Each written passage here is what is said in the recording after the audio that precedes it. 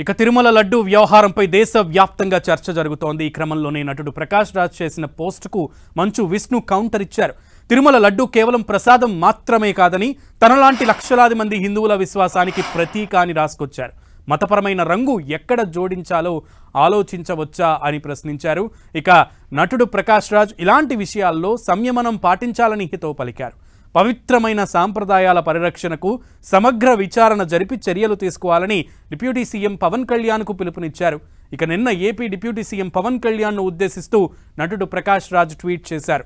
రాష్ట్రంలో జరిగిన తిరుమల లడ్డు వ్యవహారాన్ని జాతీయ సమస్యగా ఎందుకు ఊదరగొడుతున్నారని అన్నారు ప్రకాష్ రాజ్.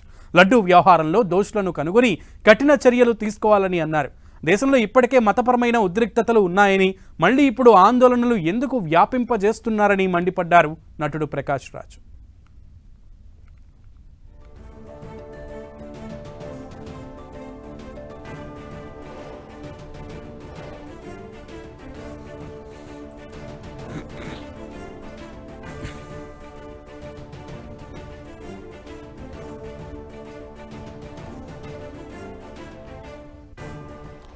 రైట్, దేశంలో అనేక మతపరమైనటువంటి అంశాలు ఉన్నప్పుడు డిప్యూటీ సీఎంగా ఉన్న ప్రభుత్వంలో ఉన్న మీరు ఇటువంటి విషయాన్ని కఠినంగా అంతర్గతంగా మీరు విచారణ జరిపి దోషులను కఠినంగా శిక్షించాలే కానీ దీన్ని ఒక జాతీయ స్థాయి ఉద్రిక్తతగా ఎందుకు తీసుకెళ్తున్నారు అని నిన్న ప్రకాష్ రాజ్ ట్వీట్ చేసిన క్రమంలో ఆ ట్వీట్కి బదులుగా ఈరోజు మంచు విష్ణు ట్వీట్ చేశారు.